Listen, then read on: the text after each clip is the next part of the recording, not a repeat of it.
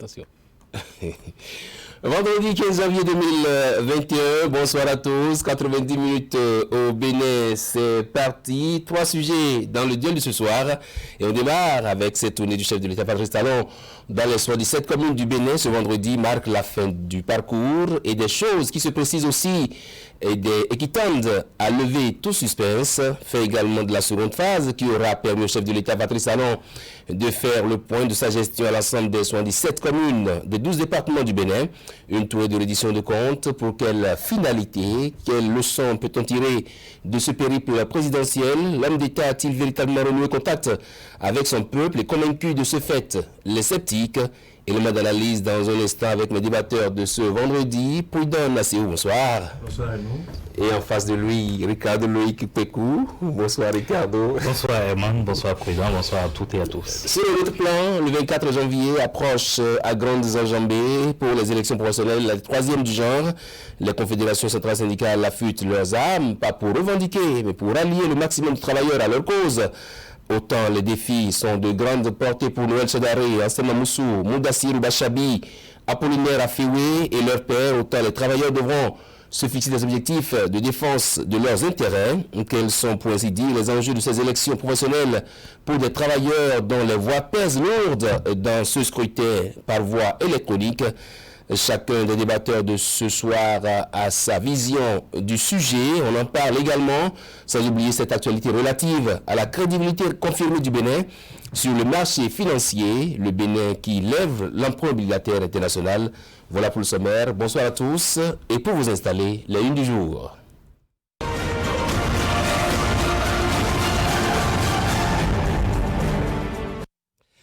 On démarre par le quotidien de Ménonquin, Fraternité présidentielle 2021. Les parrains sont prêts, les candidats manquent à l'appel. Et puis campagne de prévention routière, la Somebra sensibilise les conducteurs du parc automobile d'Adjara Dokodji, États-Unis, Trump et le public de la liberté. La nation, reddition de compte du chef de l'État, la tournée présidentielle dans la commune prend fin.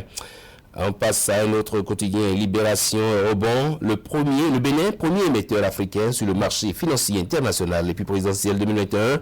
Plus de 60 députés et maires déjà prêts pour parrainer des candidats. L'événement précis, émission d'1 milliard de rebonds, la preuve de la crédibilité du Bénin sur le marché international. Tournée de l'édition de compte. Soava remercie Talon et l'invite à poursuivre les réformes. Bénin intelligent, diminution de l'accident de la route, le travail noble du CNSR, de la police et des ONG. Seulement 352 victimes en 2020, puis élection professionnelle. Kosi Bénin, le cheval partant et gagnant. Voilà donc pour ce qui est des journaux que nous avons sélectionnés pour vous.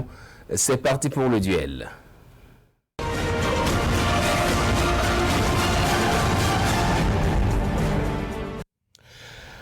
Eh oui, je l'avais annoncé un titre clap de fin pour le chef de l'État qui a entrepris depuis le 12 novembre dernier une tournée dans les 77 communes du Bénin.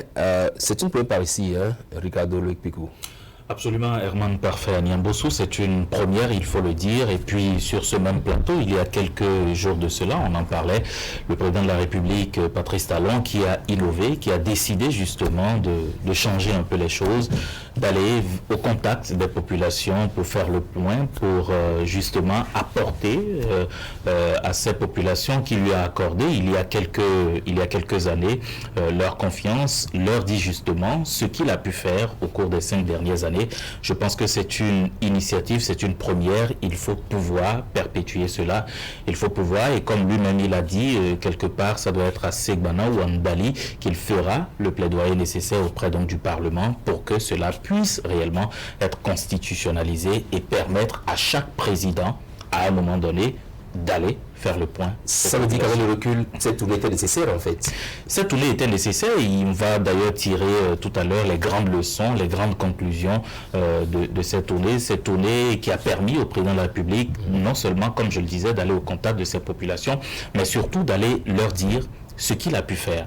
par rapport au programme d'action du gouvernement qu'il a présenté lui-même il y a quelques années avec tous les membres du gouvernement, aller justement au contact de sa population pour les informer de ce qui a été fait. C'est une première, je pense que c'est une initiative à saluer. Les grandes leçons sont à tirer. D'abord, la toute première chose qu'il faut noter, c'est que le président de la République, vous vous rappelez qu'à dans une interview face à la presse internationale, déclarait ceci, qu'il assumait son impopularité. Mais quand vous revoyez les images de cette tournée, vous avez compris, comme moi, et sans doute comme Prudent, que les populations elles-mêmes réclamaient voir le président de la République. Et donc pour dire que les Béninoises et Béninoises voulaient voir le chef de l'État pour savoir réellement ce qu'il a pu faire, et elles en sont contentes. On va écouter Prudent sur cet aspect de la question. 77 communes parcourues par le chef de la Patrice Talon, c'était pas gagné d'avance? Non, pas du tout, mais en fait, c'est un choix que le président Patrice Talon a fait. Ça relève, je pense, de sa volonté personnelle.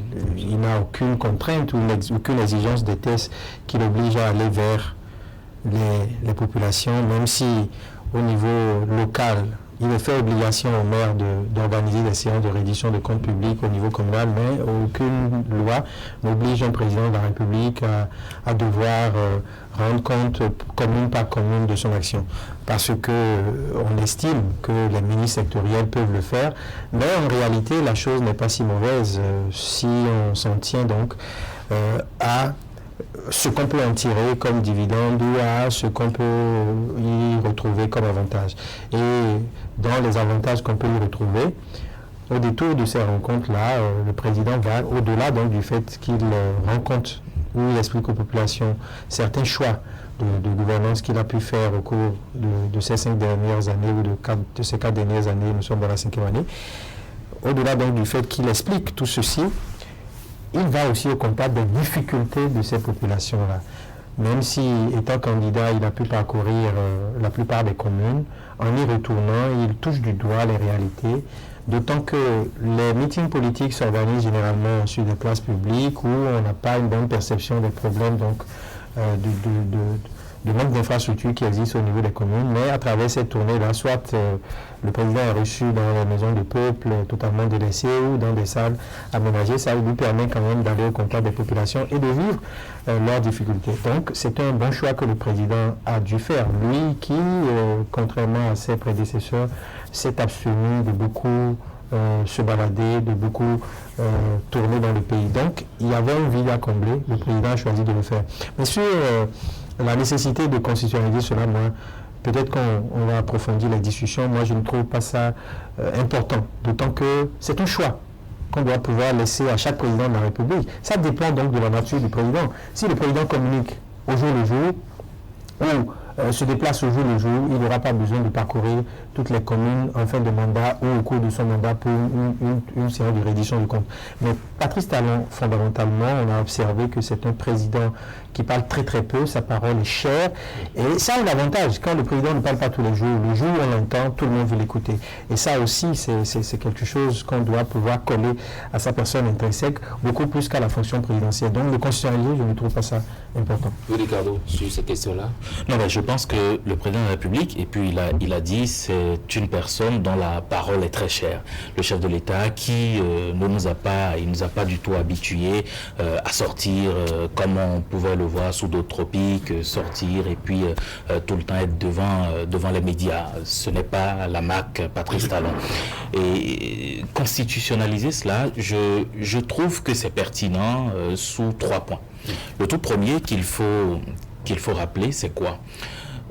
C'est un exercice que d'aucuns, quand le président de la République a démarré, ont assimilé à une campagne précoce pour la présidentielle de 2021, ce qui n'en était pas du tout le cas.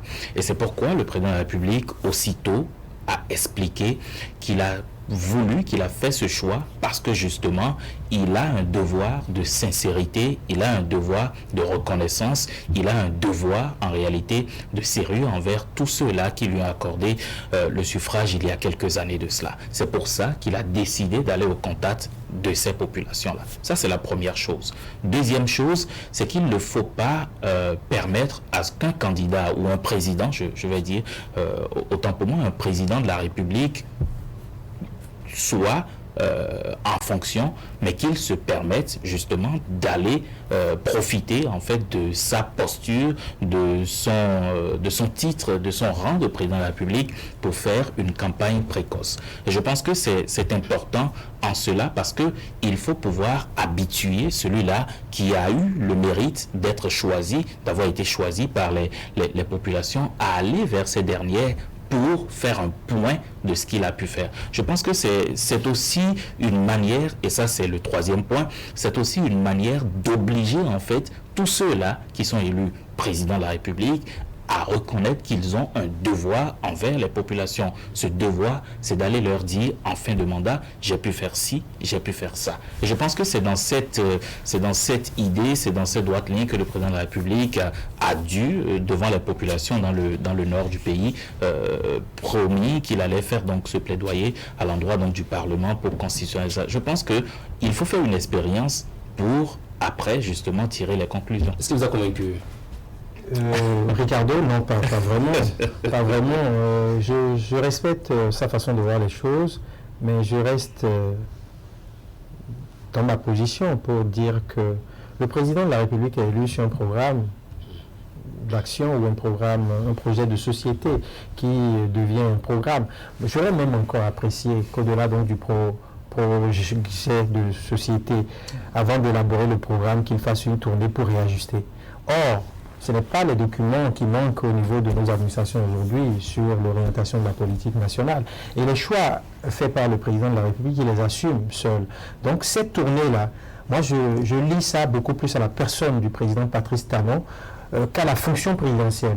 Parce que si nous avons demain un président qui communique beaucoup, et surtout, il n'aura pas besoin de... Vous pensez qu'il aura le temps de parcourir toutes les communes du pays, d'aller au contact des populations avec leurs difficultés? On peut avoir un président hyper médiatique que Doni Yahi dans l'avenir pour ce pays. Et si on a un président comme ça, il ne sera pas nécessaire pour lui d'aller en tournée en fin de mandat pour expliquer aux populations.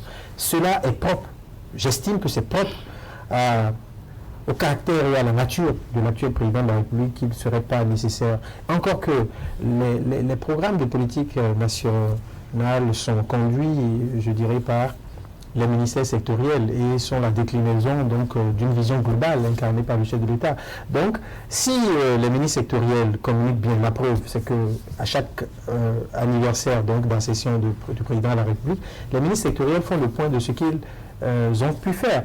Et ça, aujourd'hui, c'est relayé dans toutes les radios nationales du pays qui accompagnent la communication gouvernementale. Donc, j'estime que les voies pour faire cette communication existent. Encore que, si on voit un peu la nature ou la façon dont ces séances de réduction de comptes se tiennent dans les communes, moi, j'ai vraiment à redire là-dessus. Parce que quand un président de la République se déplace et pour aller parler aux populations, il a besoin aussi d'avoir les retours sincères des populations par rapport à leurs difficultés. Mais vous voyez comment est-ce que c'est organisé, ces séances de réduction de comptes. C'est organisé simplement par les maires en exercice qui sont affiliés à des partis proches du chef de l'État. Et dans certains cas, on a même vu, dans certaines communes, on n'a pas associé les têtes de pont qui sont quand même des acteurs majeurs du développement local. Et le président lui-même, il aurait pu demander expressément dans ces communes-là qu'on associe tel. Déjà, pourquoi ne pas associer les forces vives, qui soient de l'opposition ou même de la mouvance, à ces tournées-là. On a vu Macron en France, lors de ces tournées, c'est des dialogues interactifs entre des populations neutres qui ne sont pas choisies sur le volet. Ici, même quand vous voyez ceux qu'on prend pour parler, c'est des gens très proches parfois des maires, très proches du camp présidentiel, qui encensent le président. Or, au cours de cette tournée-là, le président a besoin d'être encensé, mais il a besoin aussi de savoir les réalités que vivent. Est-ce que pour vous donner, il y a des leçons à tirer de cette sortie? Oui, de grandes leçons. Et comme je l'ai dit, on ne peut pas reprocher au président de la République d'avoir entrepris cette tournée. C'est propre à lui. Et le bénéfice pour les populations, moi, j'estime qu'il est énorme. Parce que dans certaines communes, les échanges se sont passés en langue. Dans certaines, elles se sont passées en français. Mais si nous voulons véritablement toucher les populations, est-ce que le discours, puisque le président de la République ne comprend pas toutes les langues du Bénin, il peut pas comprendre toutes les langues du Bénin. Et donc, si on veut toucher le maximum de population, il va falloir aussi trouver le bon moyen pour faire passer le message.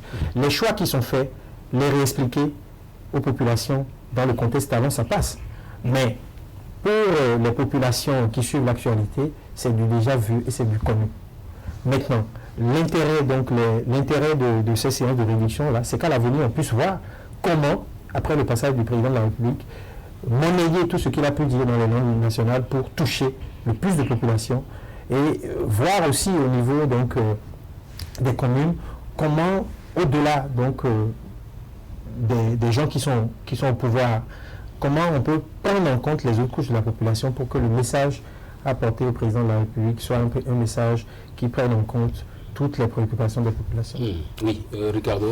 Non, mais je pense qu'il faut d'abord rappeler que cette tournée de reddition de comptes a été organisée dans un contexte particulier. On sait qu'actuellement, il y a cette crise de la Covid qui sévit un peu partout. Donc, il fallait prendre les dispositions nécessaires pour éviter qu'il y ait des attroupements un peu partout et que la salle ou les salles qui accueillent le chef de l'État ne soient pas trop encombrées. C'était d'abord la première chose dont il fallait tenir compte. Et donc, de ce fait, on ne pouvait pas faire parler tout le monde. Et les maires, qui sont justement les autorités au niveau donc communal, au niveau municipal, étaient délégués pour parler au nom de toutes les populations, puisque ce sont ces élus communaux qui savent un peu ce que vivent en réalité les populations.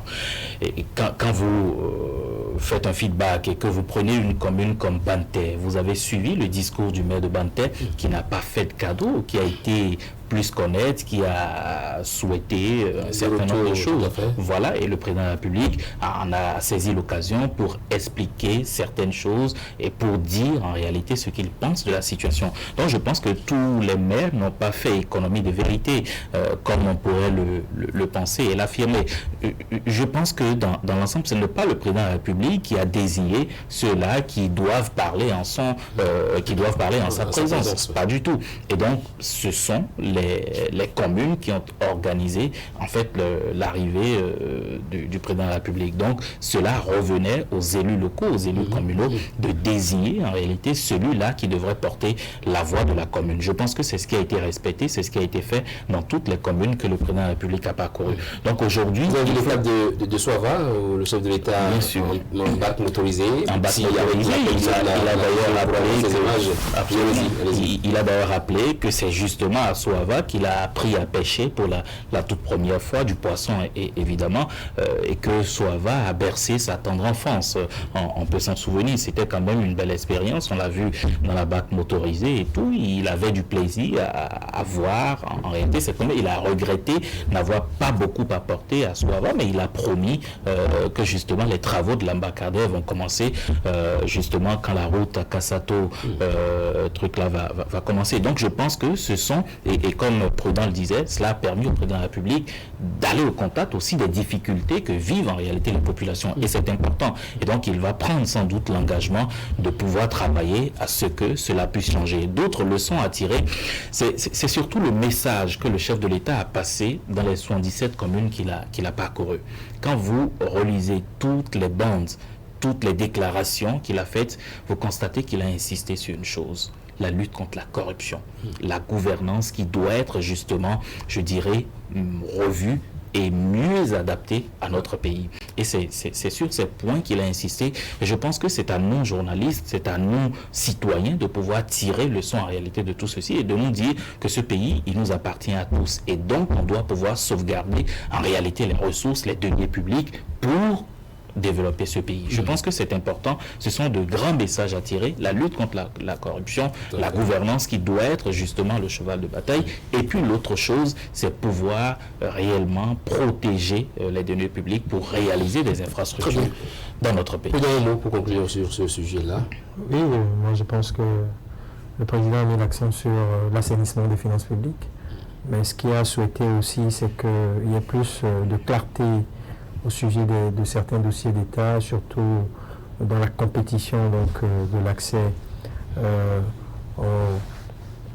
au marché. Donc c'est ça.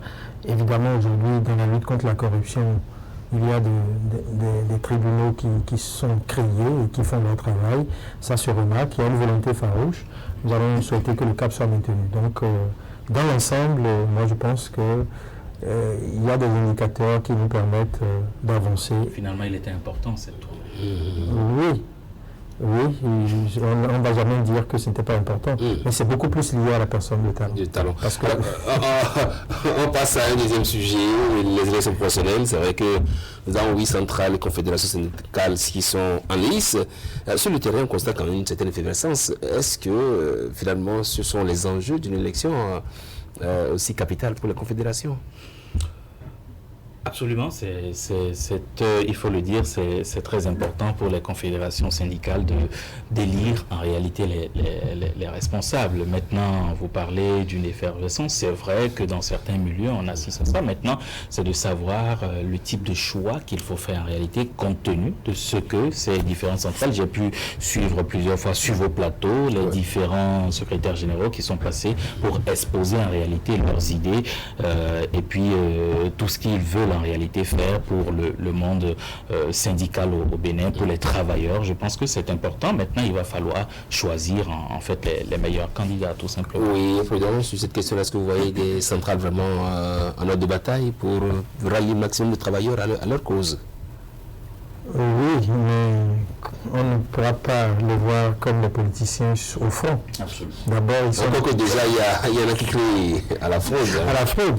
D'abord, ils sont aussi limités par les moyens. Mais ce que moi, je déplore dans la tenue de ces élections, c'est que le jeu de la transparence me semble toujours avoir du plomb dans l'aile dans les différentes élections qu'on organise au Bénin, parce qu'on savait qu'il y avait des problèmes. Le gouvernement a décidé donc de corriger ces problèmes-là, mais il se trouve encore des gens qui aujourd'hui alertent et crient comme quoi il y a des manœuvres, il y a des risques, et moi ça me surprend. En principe, le Bénin, avec son expérience en matière démocratique, ne devrait plus être à ce niveau-là. Et mieux, il y a des pays qui ont réussi en la matière, qui pourraient nous inspirer. Donc en réalité, moi je ne voudrais pas qu'on continue dans cette lancée, à ne pas attendre des autres, à faire du surplace, à faire un pas en avant et à faire deux en arrière. Pratiquement dans beaucoup de secteurs où il devrait y avoir des élections professionnelles, disons-le comme ça, où il y a eu des problèmes. On a remarqué qu'au niveau de la CICB, il y avait des problèmes, c'est le gouvernement qui est venu régler. Donc, je ne sais pas pourquoi on doit être toujours dans la tricherie. Donc aujourd'hui, moi j'étais les acteurs à pouvoir prendre toutes leurs responsabilités et faire parfois le lobby parlementaire pour que ça puisse, si c'est au niveau des tests de loi que ça doit pouvoir se faire, que ça puisse se faire. Puisque les confédérations et centrales syndicales participent au développement de notre pays. Et ils sont les interlocuteurs directs du gouvernement. Donc, si à leur niveau, le jeu démocratique n'est pas ouvert, ils n'ont rien à reprocher alors aux autres. Oui, pour les travailleurs, quel doit être le défi majeur? Non, pour les travailleurs, vous savez que ce sont ces centrales et confédérations syndicales qui nous représentent, comme il a dit, qui en fait nous défendent auprès de l'exécutif, défendent nos intérêts pour les travailleurs et tout ça. Et donc il est important non seulement que le choix se fasse de façon minutieuse et sérieuse, mais surtout de pouvoir réellement mesurer en réalité tout ce que ces différents candidats nous proposent. Et donc pour les travailleurs, il va falloir prendre en compte, relire et lire et relie minutieusement tous ces programmes qui sont présentés par ces secrétaires généraux qui entendent pouvoir continuer ou d'autres se faire remplacer. Je pense que c'est important. Maintenant, une fois élu, c'est justement la suite qu'il va falloir, mesurer et tout analyser, parce que justement, il ne faudrait pas qu'on élise des secrétaires généraux de confédérations syndicales qui, une fois élus, justement, n'auront plus comme première préoccupation l'intérêt du travailleur qui pourtant lui a fait confiance. Et donc je pense que c'est très important de mesurer tout cela et puis de choisir les meilleurs. Oui, le travailleur, quel doit être son défi majeur en ce moment? Non, je pense que les travailleurs connaissent bien leurs défis. Ils ne sont pas du tout ignorants de leurs défis, mais la difficulté, c'est que nous sommes à un taux de moins de 4% de syndicalisation dans notre pays. C'est là où je voudrais revenir. La difficulté aujourd'hui, c'est que les gens ne sont plus libres. C'est ça le danger qui guette les gens dans l'administration. Parce qu'il y a trop de punitions sélectives qui font que les gens ne sont plus libres donc d'adhérer aux centrales syndicales, et j'ai bien peur que le taux de participation à ce niveau-là ne soit faible. Et l'enjeu aussi, c'est qu'après ces élections-là, le gouvernement saura quelle est la centrale la plus représentative, et il y a une classification qui doit vraiment découler. Donc, moi, je suis peiné. Je suis peiné pour les travailleurs qui, du fait de leur position actuelle, ne sont pas libres de s'exprimer. Mais qui pourront aller voter quand même le 24 janvier parce que remplissant les conditions pour les électeurs. Ceux qui iront voter, ça va être comme les législatives. Ceux qui iront voter, c'est parce que certainement ils ont des affinités avec tel secrétaire général, ils ont été convaincus. Mais ceux qui, puisque aujourd'hui, que pèse la lutte syndicale dans notre pays? Grosse interrogation. Je ferai la question tout à l'heure à Noël Chedari, qui est l'invité du Grand Oral. On va passer à un sujet. Troisième sujet, c'est un point obligataire. Regardez Loïc Pécou, dites-nous, un point obligataire, oui, pour quelle finalité? Non, mais il faut d'abord expliquer qu'il y a de cela quelques mois, c'était plus précisément en mars 2019, que le Bénin avait émis donc ce premier emprunt obligataire sur le marché international, sur le marché européen, ce qu'on a appelé Eurobonds. Et le Bénin avait justement gagné sur le marché international puisque les investisseurs ont fait confiance au Bénin. Alors quelques mois après, c'était du 6 au 11 janvier dernier, le ministre de l'économie et des finances, Romuald Wadaï, à la tête d'une forte délégation, était allé rencontrer les investisseurs institutionnels internationaux, ceci pour négocier encore une fois un eurobond, donc un emprunt obligataire sur le marché international. C'est d'ailleurs le tout premier emprunt obligataire, il faut l'expliquer, sur le marché international venant d'Afrique pour la nouvelle année de 2021. Et donc le Bénin, qui a fait preuve d'une, je dirais, rapidité d'exécution dans cela, a pu gagner. C'est 1 milliard d'euros que le Bénin a pu avoir sur le marché international, donc soit 656 milliards de francs CFA. Et donc c'est important. Et il faut le dire, il faut rappeler d'abord les raisons, les arguments que l'argentier national a avancé pour réussir en réalité à convaincre les investisseurs. Avant de venir aux arguments, on va recueillir l'avis de Prudence sur cette actualité-là, l'eurobond, 1 milliard d'euros. Quand on entend qu'on reçoit de l'argent ou qu'on nous donne de l'argent, c'est rassurant pour tout Béninois. Parce qu'on a besoin d'argent pour le développement de notre pays. Et quand les autorités ministérielles ou gouvernementales, dans leur diplomatie, dans leur démarche, arrivent à positionner notre pays à l'international, on ne peut qu'en être fier. Maintenant, il y a la question donc je dirais... De l'utilisation qu'on va en faire ou c'est... Premièrement, il y a la crédibilité donc du pays. Et ce qu'on peut tout de suite déduire de cette opération de charme que le Bénin vient de mener, c'est que nous sommes un pays crédible en Europe. Ça, c'est du point de vue des opérateurs économiques, des investisseurs, de ceux qui contribuent au développement, nous sommes un pays crédible. Et ça, nous pouvons en être fiers. Oui. C'est ça, nous pouvons en être fiers. Donc, l'utilisation qu'on va en faire, comment est-ce qu'on va payer, ça, c'est un débat. Oui, vous parliez tantôt des arguments déployés par le ministre de l'économie et des finances pour arriver à rendre crédible le Bénin sur le marché financier. Absolument, et c'est bien de savoir que la signature, comme il a d'ailleurs appelé Prudent, la signature du Bénin aujourd'hui du point de vue économique au plan international est devenue plus crédible. Qu'il vous souvienne qu'en 2013, selon justement les statistiques au niveau du Fonds monétaire international, le Bénin en 2013 jusqu'en 2015, 2016 et absolument n'avait plus de programme en réalité avec le FMI. Mais finalement, cela a été revu pour un nouveau programme qui a commencé en 2016, qui a été revu, et donc aujourd'hui le FMI a quand même plusieurs fois au cours de différentes visites ici montré que les statistiques vont de mieux en mieux. Ça c'est un point capital. Devant les investisseurs, il y en avait 125 au total qui ont approuvé, alors qu'ils n'avaient jamais, ces investisseurs n'avaient jamais accordé du crédit en fait aux bons émis par le Bénin. Et donc ils ont émis leurs ordres, ce qui a atteint d'ailleurs un plafond de 300%. 100%, c'est dire combien ils ont fait confiance à la signature du Bénin du point de vue économique. Et donc le ministre de l'économie et des finances, selon le communiqué justement qui est paru, a expliqué combien le gouvernement du président Patrice Talon a travaillé à réduire le déficit budgétaire, a travaillé à pouvoir réaliser des infrastructures dans le pays, notamment dans le programme d'action du gouvernement, et puis surtout à travailler à améliorer les conditions de vie des populations, et ce sont les statistiques qui le prouvent.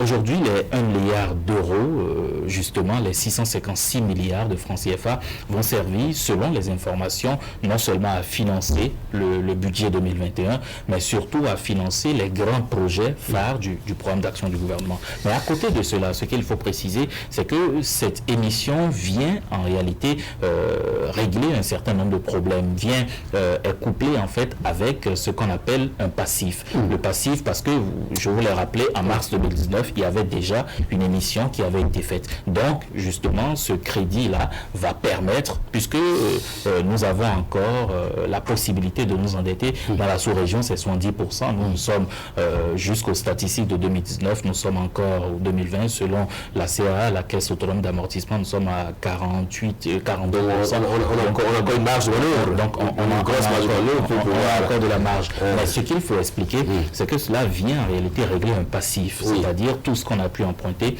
et qu'on devrait payer en 2026. Donc, il y a une maturité de 11 ans et une maturité de 31 ans. Donc, tout ceci va réellement permettre au Bénin de prendre un nouvel envol. C'est tout bénéfique pour le Bénin, pour son économie, pour le grand projet de développement, n'est-ce pas, Prudent? Oui, et nous applaudissons. Merci à vous, Prudent Massé, merci également à vous, Ricardo Picou. On va tout de suite se séparer pour ce journal et on revient juste après.